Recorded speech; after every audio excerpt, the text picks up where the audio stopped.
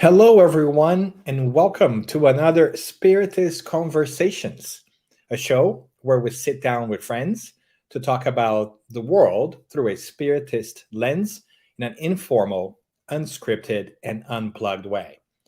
I'm Dan Assisi, and our Christmas conversation today is about, well, you guessed it, Christ. So pull up a chair and join us. We are broadcasting this episode to YouTube and Facebook. And if you want to interact with us live, please head over to the Spiritist Conversations page, or we may not be able to see your comments. So that's all the quick announcements that we have. And we can dive straight into the conversation, which is what we really care about at the end of the day. And I'm very glad to be joined here by my good friend, Flavio Zanetti. Hey, Flavio, how are you doing?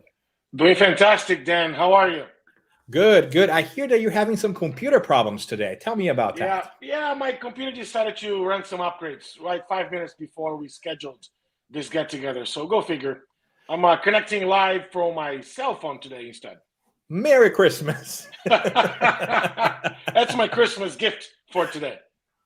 And Flavio, I'm really excited today because our episode, this is a special one, right? We are calling it Follow Christ and Not Christians. And we have a friend that we want to bring on as well. Absolutely. A very dear friend that joins us from Nashville, Tennessee. Hi, Welcome, everyone. Marcia. Thank you. Thank you so much for the opportunity to be here. I'm really excited to be in this conversation with both of you. And everyone, this is Marcia Trajano. She has been a great friend to ours. It's always great to see her in different places. And today we get to have her presence here with us as we tackle this very interesting topic. And our topic is Christmas and Christ in general. So we can stop and let that sit right there and see, how do we want to start this stuff today, people? I think we should start by talking about Christmas. Christmas. That's the season to be jolly, I guess. Are we jolly? I mean, that's the first question. Are we in the mood? I mean, you can see us. For folks that are just listening to us, Dan and I both are wearing, red shirts or red, sweatshirts, and Marcia has this beautiful Christmas hat on. So we all found a way to dress in red today, some way, shape, or form. Great description, Flavio, especially because, maybe red is our color from now on. Maybe we should do this more often. What, planned or unplanned or unscripted a way to dress for the show? I don't think so. Yeah, That's awesome. No. but I think it answers your initial question. We definitely are feeling the season, right? It seems to be the season. 'Tis the season.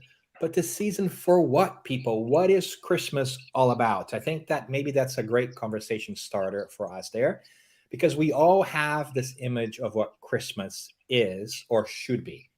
And while that is, for me, one of the most wonderful parts of the year, some folks might have different expectations. So what's Christmas for you guys? What are you most excited about Christmas? Food. Always. There's always the food component. We all know that. All the get-togethers, the time spent with family, friends, all those things. Those are all important things that we do, right, during Christmas time. That's not the only thing that we do, correct, Marcia? Yes, for me, it's about the time that we take to do things like decorating your place, to put lights, and there's a lot of, in my opinion, meaning that goes into a simple turn on a light that you wouldn't otherwise, right?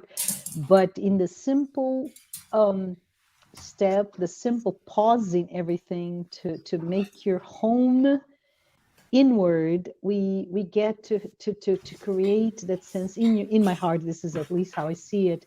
That is very warm and it's very welcoming, and at the center is that emotion that binds the family together. That's how I see Christmas. No matter where you're from, right? Jamaica, Brazil, Bora Bora, it doesn't matter. It still have that sense of warmth and family traditions. Hey, Dan, I think you're on mute. I am definitely on mute. I have this new microphone and I tap on top of it to unmute, and I keep forgetting that. And then And I have to count on my friend Flavio to save me here every time. Thank Always. you, Flavio. But I was going to say this is a great moment for us to also take a step back and acknowledge that we might have folks that are listening to us who may not be Christian, and that's very okay. We welcome everybody, and as a matter of fact, we want to wish you happy holidays too. We know there are many different traditions around the world who are celebrating a special date towards the end of the year. So thank you for being here. And I think that's sort of like a good way to start too, because I think that the elephant in the room for this conversation today is the idea of Christianity, at least for me, right? Which is, I think that in many different ways, we have inherited a idea of what to be Christian looks like. And that may or may not be aligned with what the Christ actually did or preached. And so I think that's a great place for us to start, because sometimes it's almost like that game of telephone, like when you're a child and somebody whispers a message in your ear and you're supposed to pass it on to the next person and the next person and the next person. And at the end of the day, when the message comes back to you, it may not be the original message. And so sometimes that's how I feel, right? I look out there and I see Christians or so-called Christians not behaving Christ-like. But why would that be the case? Good question. I wonder if our ego gets in the way. Flavio, what do you think? I think I'm going to quote Kardec because, he knows better than we do, I'm sure. In the introduction of the Gospel according to Spiritism, there's something that's very poignant, at least to me when I first read it many, many years ago. I'm not going to divulge my age here. Sorry. Nice try. Before Christmas was invented. Before, of course, well, sort of. And Kardec talks about that the gospel was, Jesus' gospel was, divided in 5 parts. You guys remember that? The first part was the ordinary events of the life of Christ, life of Jesus, the miracles, the prophecies, and the word that served to establish some of the dogmas for different churches and whatnot. And the last was the moral teachings. It really had to do with moral teachings. The first 4 have been the object of a lot of controversy amongst different Christian traditions. Only the last one has really remained unassailable. So I think that explains why we see a lot of different, non-Christ-like behaviors, because folks interpret in their own way based on their own biases and a way of seeing life, right? Yeah, I think that's a great way of looking at it, Flavio. And I think that it's just only normal too, right? Because I think that there was a fundamental shift that happened when Christ was crucified, right? And I think that's a very important, of course, milestone for all Christians, regardless of denomination. But I also mean that from a communications perspective, because until then, it was really about the religion of Christ, what Christ was doing or how he did it, right? Yep. Himself. After that, it became of like, how do we carry the mantle on? And it became the religion about Christ. It became about how do we understand what he has done and why? And I think that's when things obviously start to shift. And I think that he was wise enough to also not leave anything written down so that we could struggle with that and figure things out, right, by ourselves. So I think that those different interpretations come into play. And then we come into, social groups together and we make our own rules. And here are the 3 of us, and we think this is what Christianity looks like. And we start telling our kids about that. And then maybe another group does the same thing over there, right? It joins. And we start to have a different perspectives about what it is to be Christian-like. So I wonder if through the times we have forgotten to go back to the origin, right, and reevaluate what Christ actually did. And we are just trusting more like our parents and our elders than going back to the source, if that makes sense. It's a very good point, Daniel, right? Because for me, religiosity and hence the theme of today's discussion, right? Follow Christ, not Christian. We have our religions, and from Christianity perspective, it has metamorphosized. It has changed into many different Christian religions, and we owe to the expression of faith to follow the elders, if you will. And I think it's important because on one hand, it demonstrates our love for God, right, through our religion, but we're missing the point. The religion is there to help us, remind us what is that is Christ. So maybe we could talk a little bit more about what is it that we may be missing. What do you think? Yeah, yeah. I can take a stab at it. I think Marcia, what we're missing is rationalizing Christ's teachings as they are applicable to our lives. Because for the most part, we followed traditions where that was taught, to us. That was, some of those were indoctrinated, down our throats. We never really questioned what we were being given as far as teachings and knowledge and whatnot. And the one thing that I admire about Spiritism is it invites us to make those critical, thinking decisions, right, for ourselves. Does this make sense? What was Jesus trying to do when he said X, Y, and Z? And oftentimes we just, oh yeah, so-and-so, or some pastor here, or some priest there, or some religious person over there told me to do X, therefore I'm doing it, without even questioning if it makes sense or not. Yeah. I think bringing that to our cognitive abilities is what's been missing for many, many years. Great point, Flavio. And I can kind of, hop on your bandwagon here and kind of go on that one as well, because I think you're right. I think that to be more direct, right, is maybe we can say that we see a lot of priests and a lot of pastors and denominations and churches out there who perhaps take a stance that is not what I would interpret to be aligned with the message of Christ. And that is, they take a stance where they are actually separating people. And they're actually saying, this kind of people cannot come to our congregation, or this kind of people are not truly Christians, or these kind of people are going to go to hell, right? Because of specific, be it like sexual orientation, be about political inclination, even gender sometimes, right? We have some funky things there that when I look back to the teachings and the stories that I hear about Christ in the New Testament, I find a very different Christ than the ones that they speak of, right? I find a Christ of love and acceptance and not one of separation, right? I don't find a Christ who says, I'm not going to hang out with you. I find a Christ that was like hanging out with women of the night, were hanging out with tax collectors, was hanging out with tax collectors were not very well liked, right? At the time, who likes tax collectors anyways, right? Let's be honest. Even to this day, who likes the IRS? Not so much. And who also hang out with people with different ethnicities and different backgrounds, who have tons of stories where he talks to women, for instance, which was a big no-no, right? To talk to unaccompanied women at the time, especially like with women of other ethnicities, like the Samaritan women at Jacob's Well, for instance. He's not supposed to talk to a woman unaccompanied, much less a Samaritan. And he says, no, I'm just going to talk to everybody because I treat everybody the same. And so these are kind of examples that once you start looking at them, you ask yourselves, I don't know if a lot of the message that we're hearing out there that comes from so-called Christians is really about Christ.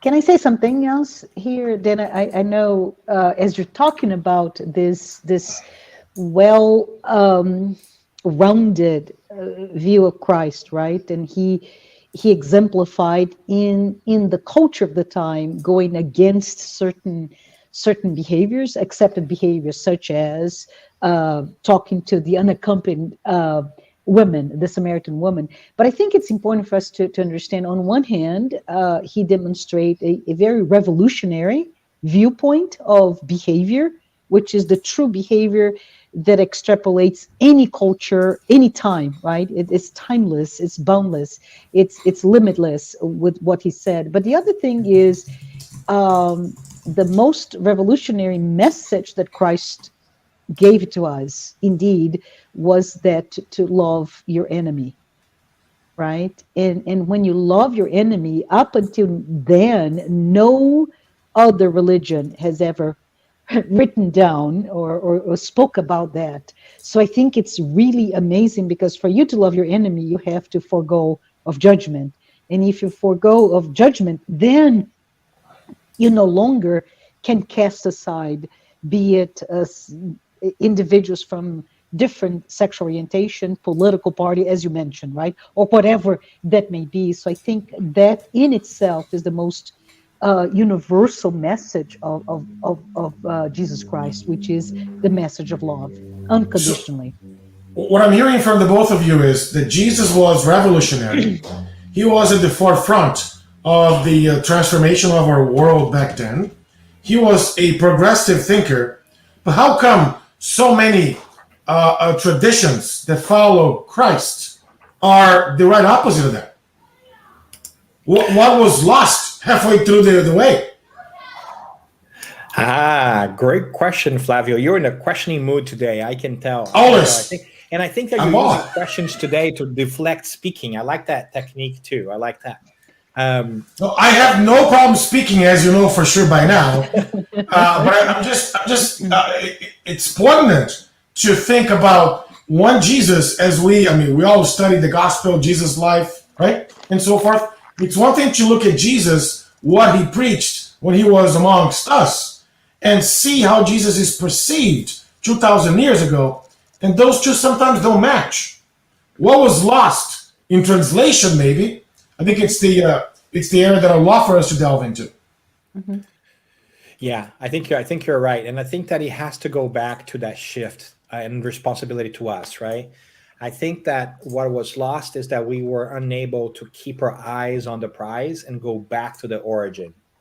And I think that and it's understandable, right? Because as we get together as a group and we start to kind of figure out how we are going to interact with each other, we might make sacrifices. We might have to kind of do different things. And I think it's only normal that we end up losing sight a little bit of the original piece. The question is, can we go back?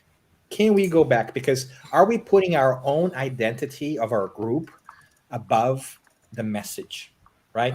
Is it more important for me today to feel good about being Christian, or is it more important for me to be Christ-like? Mm-hmm. Well, Yeah, I was gonna say, there's also a little wrinkle, right? When we talked about early Christian, and you mentioned, I love what you said, right? Who was this figure who preferred or did not bother to speak with the non-accepted? So, from a marginal perspective, right, he really spoke with the outcasts, those individuals that really were outside, in the margins of society. They're not in the mainstream, and he didn't care. But I think it's so important for us to also remember, I don't know, but when we talk about the history of the religion itself, at some point, maybe about 400, 500 years ago, when Rome says, right, Christianity is our official religion, Christianity took on imperial characteristics. And I think it's important for us to remember that it did something amazing, which is the even bigger widespread of the message of the Christ through all the corners of the world, because of course Rome was everywhere. But at the same time, the attributes to Christ became associated a lot with the elite, the emperor, those characteristics that are very much against what Jesus brought, which was that the loving person that loved everybody, regardless of your origin, your gender, your age, etc., etc. So I think it's important for us to understand that in the 2,000 years that are between us and Jesus, there's this seminal event of Christianity becoming a Roman Catholic religion, right? Yes, I think so. I think you think you know that, and I think you're talking about the Emperor Constantine, right, in Yeah. the 4th century, the Yeah. Common Era, when we do that. And I think a lot of historians have pointed that part as a shift from the religion of the persecuted Yeah. to the religion of the persecutor, right? You become now you're the authority, you are in the majority, and now you have a power to tell people to behave a specific way, and you're corrupted right? You have not learned your lesson from 3 centuries ago when you were beaten down and persecuted, and you know how much it hurt. And then once you climb into power, you go back and you do exactly what was done to you to other people, right? Not in So a good way. if we shift that conversation, if I may, if this just came to my mind, if we shift the conversation, because at some point you asked, Dan, is it about our ego? So if we put that shift from being humble and, with the humble beginnings into now you are the all-powerful religion in this case, how does it also work with us in the, if we think about our ego, right, and how we behave as Christians, following Christ or following whatever else? Do we prefer from our material self, if our need to be respected, to be, all powerful, or are we going to our inner self, our spiritual truth, which is that of a Christ-like? Marcia, I think it's good that you're touching on all these things, because history really serves us. So I love a quote that goes somewhere along the lines: history is not a good prediction of what's going to happen in the future, but it's a good way for us to understand what happened in the past. I think that the challenge that we should all think about is, how do we not fall under the same traps as what happened in the past, and look into the future, and what can Spiritism do to help us see the Christ, very much so as he came here to show his life. I think it would be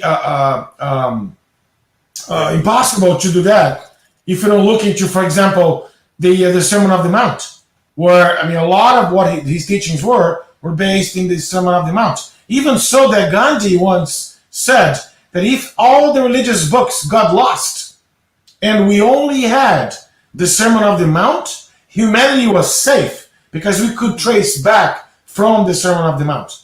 And I think a lot of folks, they focus their interpretation on Christ based on their needs, based on their group settings and whatnot. But if you look back, what was his message like? Loving one another, caring for one another, looking at everybody the same. Not just my neighbor, not just those that look like me, not just those that speak like I do, and so forth, but all of us the same, right? Not separating anybody. Everybody's welcome from all walks of life, right? Let's call it this way. I think if you look at this, it gives us a perspective through the Sermon of the Mount, what you do in the future to connect back with the original Christ. That'll be my suggestion. I love No, that, I love Flavio. it. And I think that it has to do with helping others too. I'm going to add two items to that list, right? Not only accepting, but actually actively lending a hand to other people as well, right? Oh, for sure, yeah. Mm-hmm. Yeah. And I think I would add one more. I think that's where our perspective, I think that's the core of it, but I would add one more layer that I think Spiritism brings to us, which is immortality of the soul, right? Thank you. I think Thank that you. Yeah. before Christ, we can argue that all these things, right? Like the love one another, they're all important and they've always been there. But I think what's fundamentally important too is, with Christ, we have the resurrection, right? Quote, quote, resurrection, where he actually comes back to tell us that there is no death, right? That the spirit survives. And I think that is super important, because that spiritual perspective helps us understand everything else that Flavio was talking about. When we understand reincarnation, of course, we cannot be discriminating of other people, because today I might be a man, tomorrow I might be a woman. Today I might be Latin, tomorrow I might be European, and the day after Asian, right? So the dressing does not matter as much as the essence. So I love that we are able to recenter there.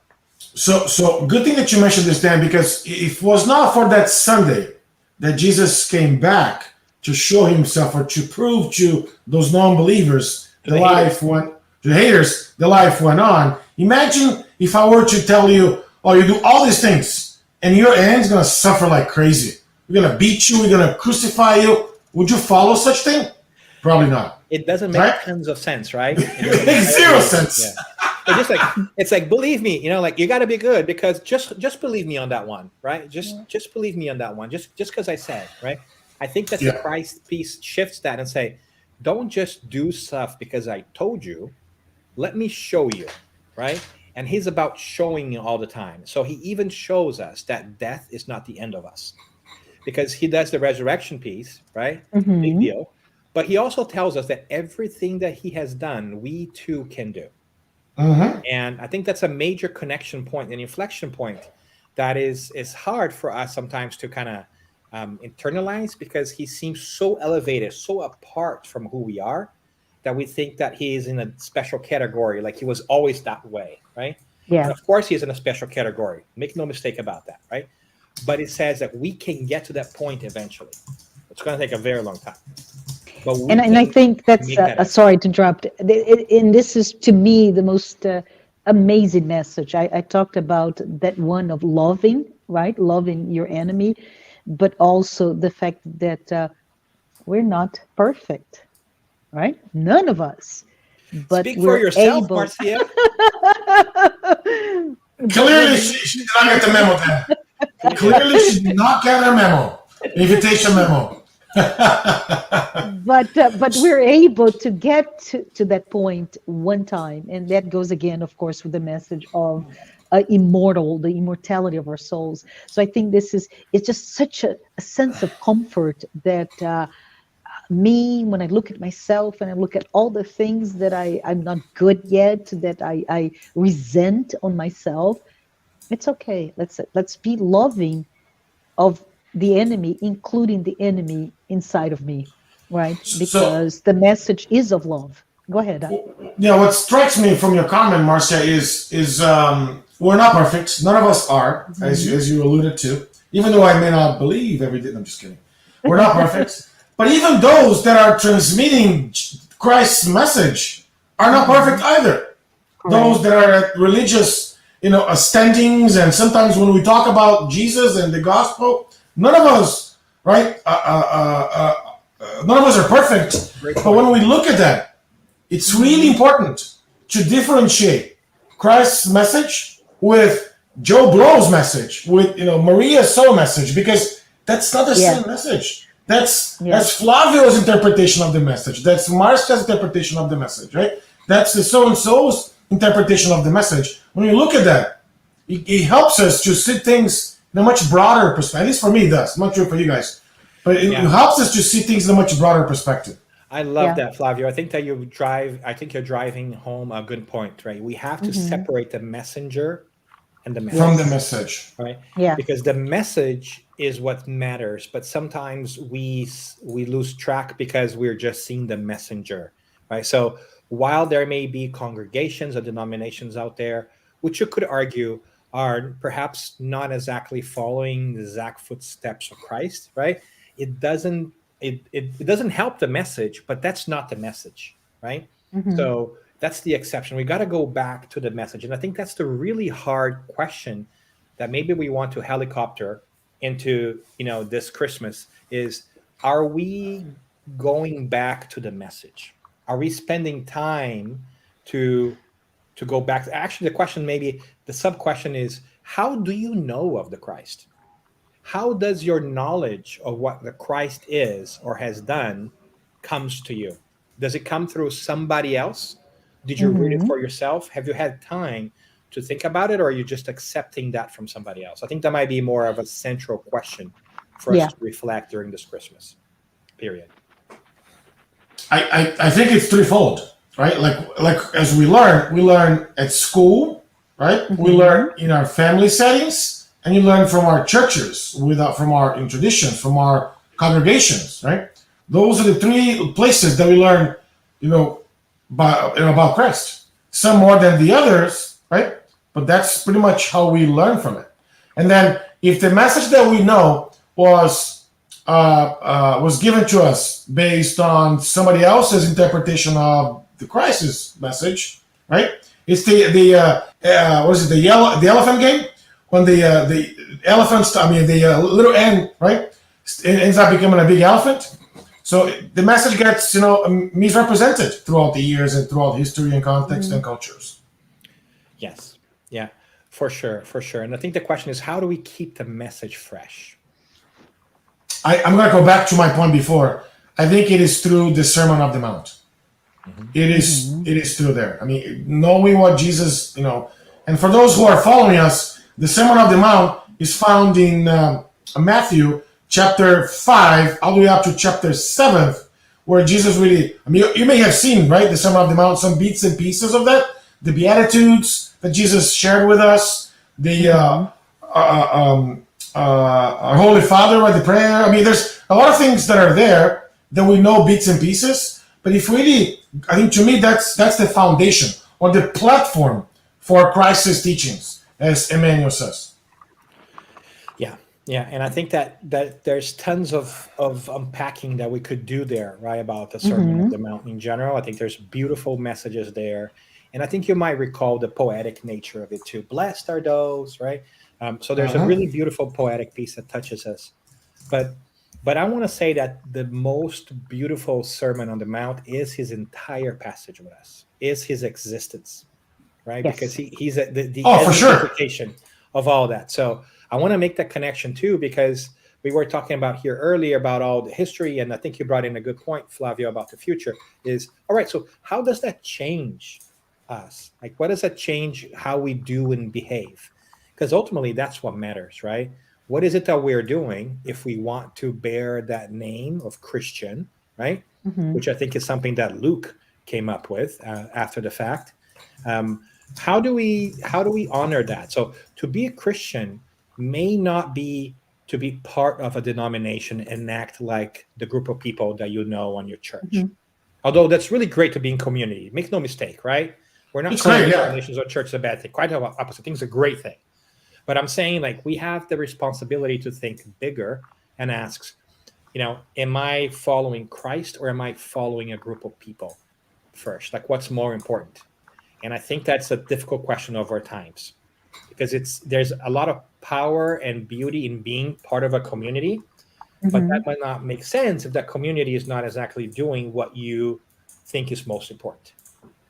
Yeah, and I think, Danny, if I start unpacking, because this is such a great message for us to think about, how do I honor the name of that I give myself, that I am Christian?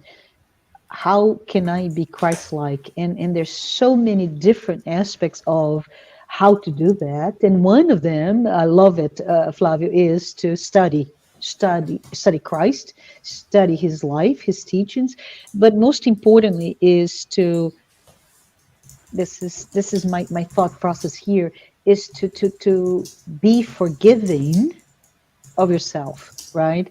To be brave enough to undergo that amazing journey, which is that self-discovery and inner transformation, to look at the new man and leave the old man behind, because we can become Christ-like even if you're not today or even yesterday or 30 incarnations ago, but the possibility of becoming Christ-like is the light that shines bright and pure. I think the question, right? Or more, more and more Christ-like as we go. More and more Christ-like as we go through this, right? As we go through our lives. I believe the $64,000 question here is, if Christ was here right now, what would he do in my shoes, walking in my shoes? I think if we ask that question at all times, we try to really benchmark our behaviors and hopefully getting closer and closer to what that Christ-like behavior we expect ourselves to be one day.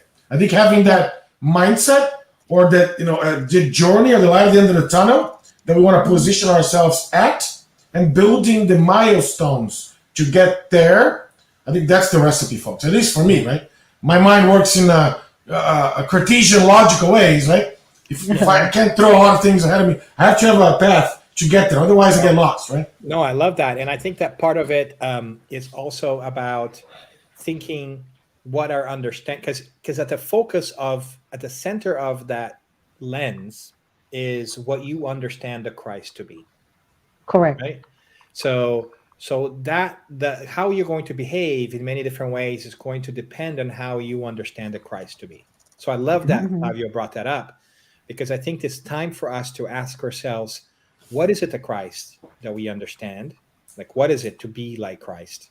And then how do I act like it? So I think there's a twofold like plan of action, right? First, let me make sure that I check my assumptions and I know what I'm really focused on. And then how do I put that into practice?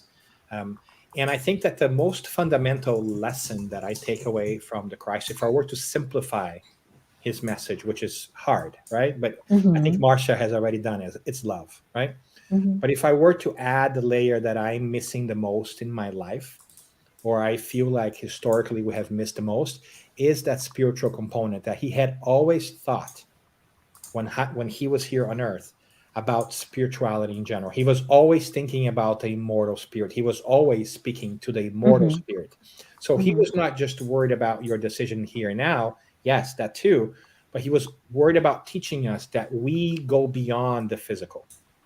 And so I wonder if I bring that frame into my own life when I make my decisions. Am I just thinking about how do I make my physical life more comfortable? Or do I have the foresight that he had to say and understand that we are going to live more than once? Right? Because, I mean, he's got those parts and those prophecies and those kind of things when he says at the end, right, for a little bit, I'm with you, and then for a little bit, I will not be with you. Right? So clearly, he's thinking about the future, right? He's saying, hey, this is what's going to happen. I'm with you now. Then you're going to feel like I'm not with you, but then I will come back, right? And I would argue that that's how we feel. I think he's always been with us. The question is whether we feel he's there or not, and whether we feel like we need to have him in the physical sense to be with him. But his teachings and his message have always been with us, right?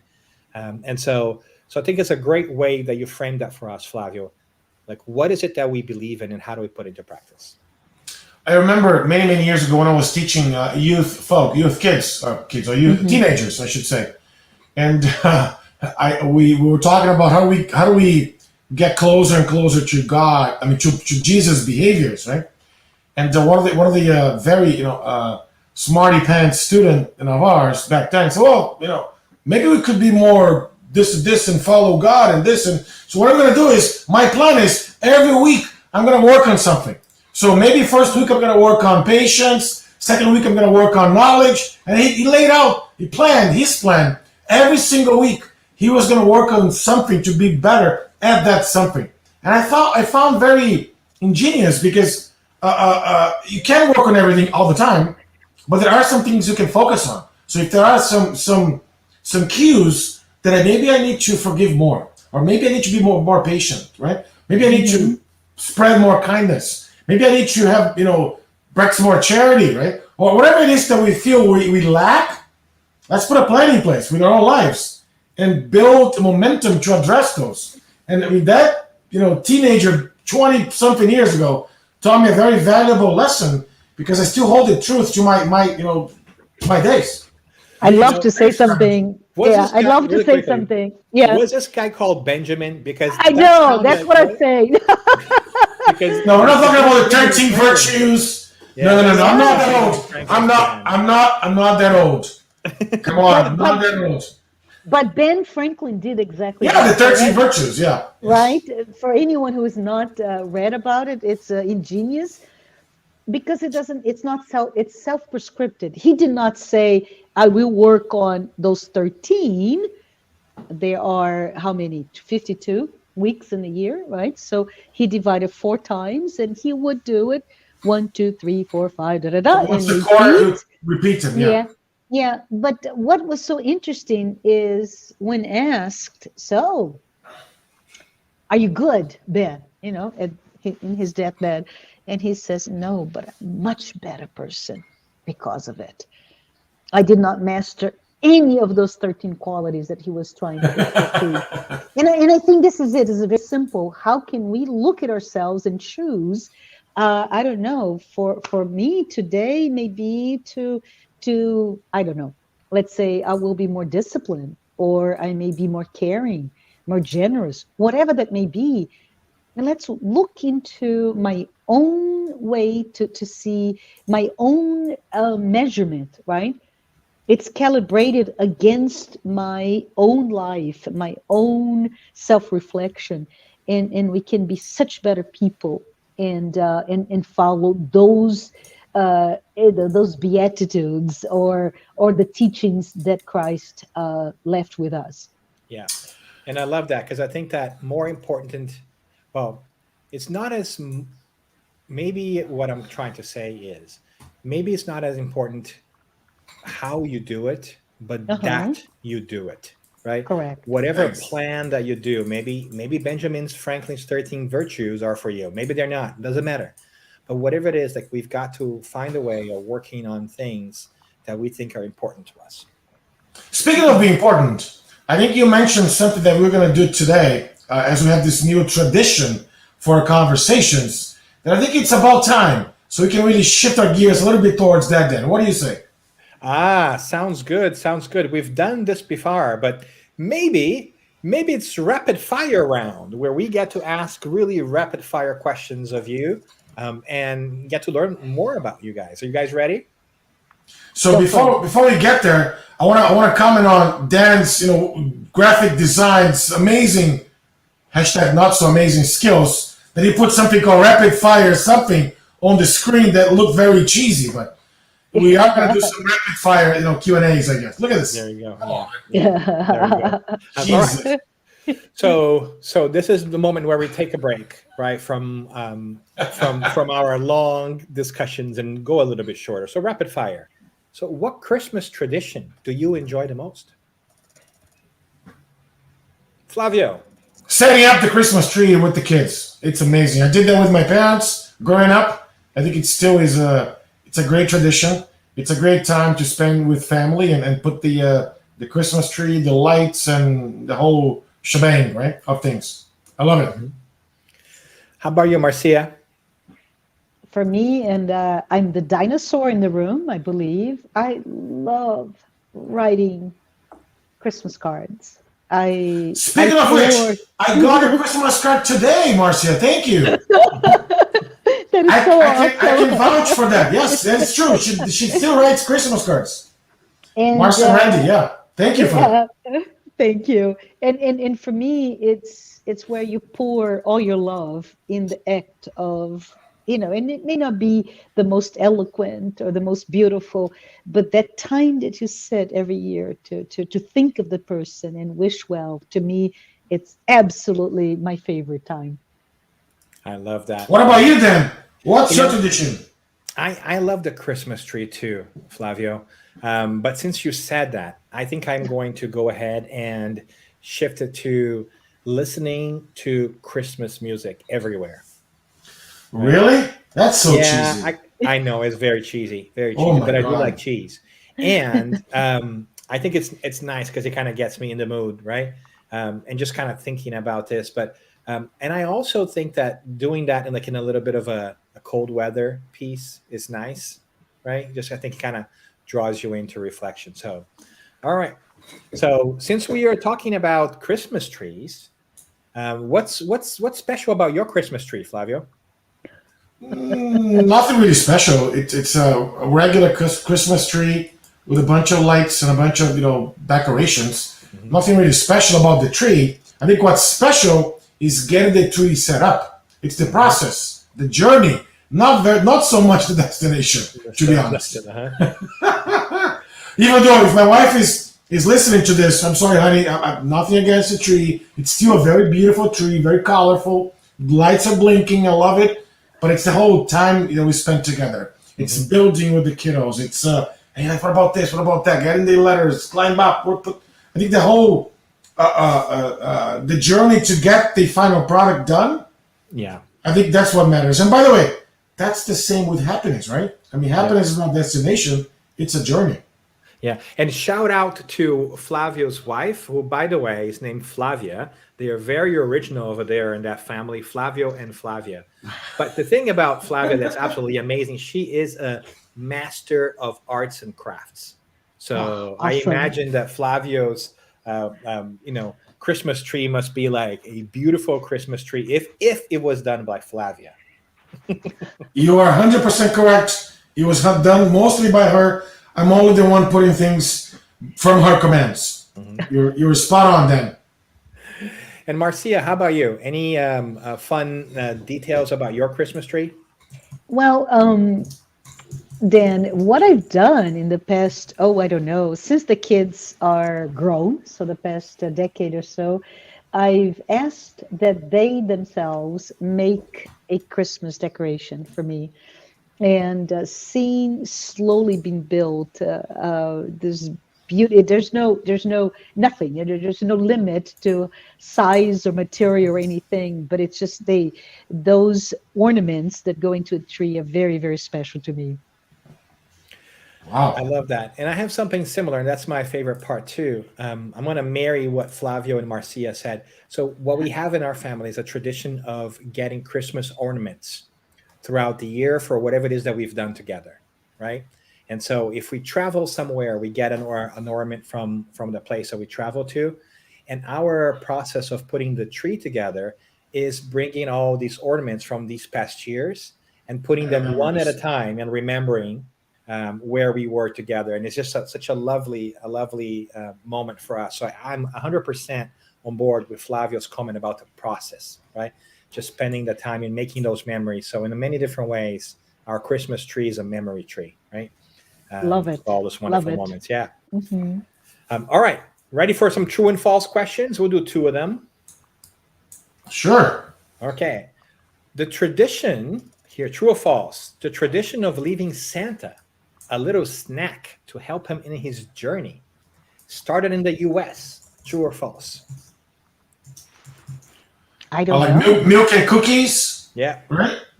It started in the U.S. I would say, I don't know. I'd say it's false. I think it's true. Ah, look at him hedging your I, bets there. I think it's true because I don't know if other countries have the same custom or habit of eating cookies with milk. Hmm. So I'm just tying the cookies and milk with the U.S. So that's All your my bad. anthropological and sociological training kicking in there, Flavio. I can see it. Actually, it is false. The tradition started in it's a Dutch tradition. It was Dutch? Oh my yes, it's God. Dutch. It started with on Saint Nicholas Day on December 6th, where Dutch children would leave him food and drinks to be exchanged for gifts overnight. Right. Mhm. So look at that. So our milk and cookies. I thought it was a very American tradition. The first, not so American like that. Bah. I Yeah. got I got the sound. And so, since we're talking about traditions, let's do another one as well. Um, Okay. so, the tradition. This is a statement. You're going to tell me whether it's true or false. Are you ready? Okay.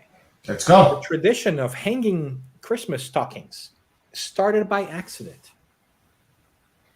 Christmas Ah, stockings started by accident. I'm gonna go my interpol sociological mindset.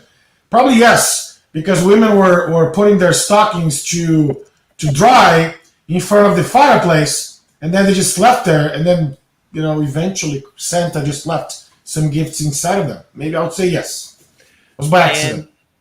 you nailed it. You nailed it, Flavio, because according to legend, right, it was a man who didn't have a dowry for his daughters, and so they washed their socks and hung by the fireplace to dry. And then generous old son Nick dropped by and left a little bit of gold in each of their socks, so they could use it as dowry for their weddings, right? So yes, I think that the stockings piece is also something nice and new Really that we have. interesting. Very interesting. my apologies. We just had a slight power outage. My apologies. No worries, no worries. All So right. it's true So or false? I'm excited to hear. it was true. It was true. So tell me, can you repeat that? I'm really interested to know where did it begin? No, too late. You dropped Oh, out. We don't get to repeat it. All oh, right. Oh, I think no, she's not. She hasn't dropped again. No, she's back. No, it was true. It oh. was true, Marcia. It was according to legend, it was a man had some daughters and he was not doing financially well, Oh. and he didn't have enough money for their dowries, right? To pay for their weddings and so forth. And then so they washed their socks and hung them to dry in the fireplace overnight, which is the logical place for you to do that, right? Back in the Exactly. day. So, And apparently old Saint Nick dropped by and left a little bit of gold in there. Oh, So I love it. I love it. so coincidentally, I was talking to a coworker today about Christmas traditions, Yes. and I have one. I mean, very, very, right off the oven here for you guys. Go ahead. There is a unique Christmas tradition that on Christmas Eve, all broomsticks are hidden out of sights, and that actually started in Norway. Is that true or false? hiding the broomstick. Hiding broomsticks. And started in Norway. So there are two components of there. Yeah. So why? I mean, it's the thinking here is that the night before Christmas, bad witches and spirits will come out, and if their broomsticks are to be found, they'll take them and fly them away into the skies. Wow, That's the reason for that. That is very interesting. I'm going to go for a truth. Yeah, it's got to be true, right? So, It is so we're mixing outlandish. all kinds of traditions in Christmas. Which So here's what I told my friend, because he's Norwegian, right? So I was like, I heard this in Salem, Massachusetts. This is the town of the witches. He goes, no. So the answer is true. In Norway, there's this tradition that in Christmas Eve, everybody hides their broomsticks because it was believed that the witches will take them and fly them away with evil spirits and whatnot. But this again, we talked about that on our Halloween, right? If you haven't not listened to our Halloween podcast, our Halloween episode of Conversations, there goes our spoiler alert for you to listen to our Conversations. And that also means for Harry Potter fans out there, there's no Quidditch playing during Christmas apparently in Norway because you can't hop in your broom and fly away. But we're reaching that point where we're beginning to wrap up, and I love that we've done a little bit of Christmas here because Christmas really is a mash-up of traditions, right? Historians have told us that it's very unlikely that Christ was actually born in December. That in fact, very unlikely. That date was just co-opted from more of a Roman Saturnalia tradition of like giving gifts and putting evergreens together. That's very okay for the reasons that we talked about here. It's about the symbolism, right? It's about what we do with it. So maybe a good way of wrapping up here is asking yourself, so what do you take away for this Christmas? What is the message or the things that you want to do this Christmas? I think we should do ladies first. Ladies first? All right. Because, especially the lady who's wearing this beautiful Christmas hat. Why not? The takeaway for me is to really, as beautiful as I like the lights and the decorations and the Christmas trees and the Christmas ornaments, is really to look at ourselves and see and ignite the light that is within ourselves and shine that light to ourselves, to our family members, to everyone out there, because this is a very special time of the year where we become closer. We get so busy with life. So take this time to think, to shed the most positive thoughts and warmth and love to everyone. Wonderful. Flavio, is that you or I next? I think we should do age before beauty, my friend. Go ahead. Oh, okay. Oh. I like the little switcheroo there, the plot twist.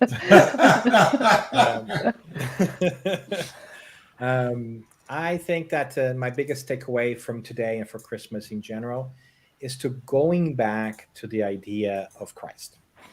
And I know that we hear a lot of like, put Christ back in Christmas, which I think is a little bit too edgy for me, because I think Christ will be very okay with saying happy holidays to people, right? He wouldn't be into himself. So when I say put Christ back in Christmas, I'm saying going back to the idea of how do I know of the Christ?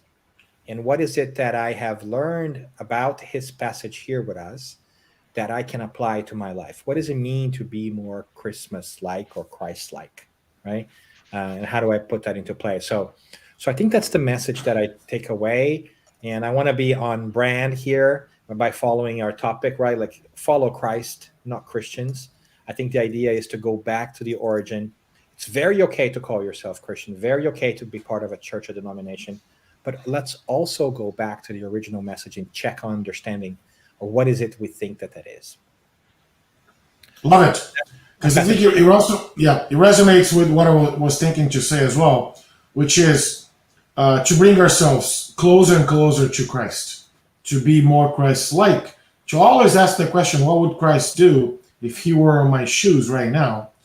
And this time of the year, especially coming, out of the pandemic, still in the pandemic, spending time with friends, spending time with family, right?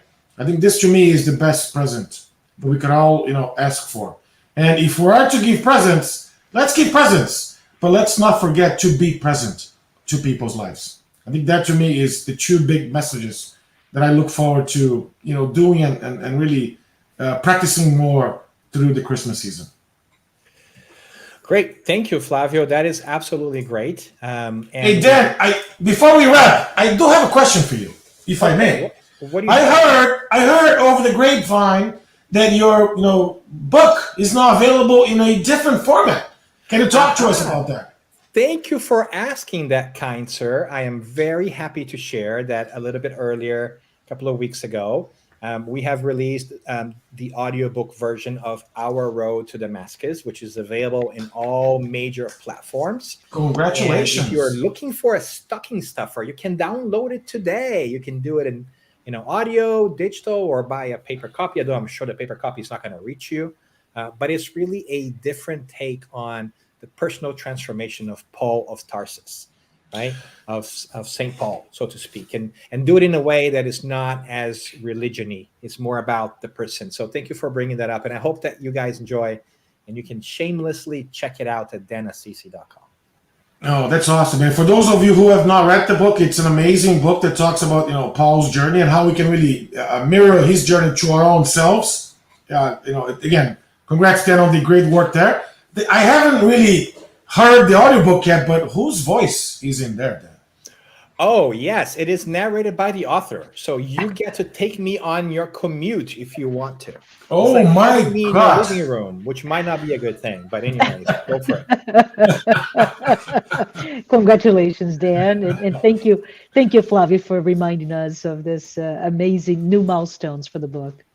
Absolutely. Thank you for that, friend. And, with that in mind, Marcia, we are so excited to have you here. Tell us a little bit about, where can folks connect with you if they want to get to know more about you and anything else that you have in the works for us? Very good. Thank you. Currently, I have moved recently to Nashville, so I am reaching for opportunities, but I have been working with the psychological series of Joanna DeAngelis. So we discuss that on a weekly basis on Saturdays, and another group on Sundays. We're doing a beautiful, beautiful work. You can reach me at Marcia@Trajano.me. So it's my personal domain. Very easy to reach me. I would love to hear from you and connect with you. And if you're trying to hear more about the amazing Jungian perspective of Spiritism and the teachings of our journey, let us know. We're there to talk about it. So, Marcia, one more question, if I may. If somebody that's listening to us happens to live in the vicinity of Nashville and perhaps wanted to maybe study more, Kardec's works, can that individual reach out to you as well? Absolutely. That would be a great honor and pleasure to talk about how we can do this here in the city. Absolutely. Awesome. Good luck with that. Thank you. All right. Dan, is that a wrap?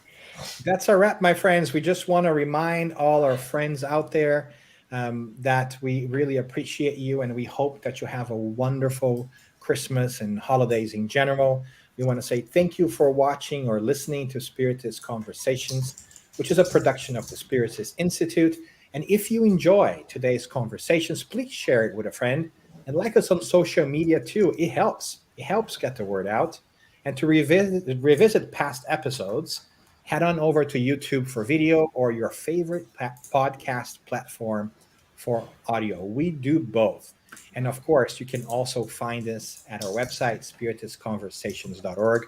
Thank you for being with us. Thank you for being with us, Marcia.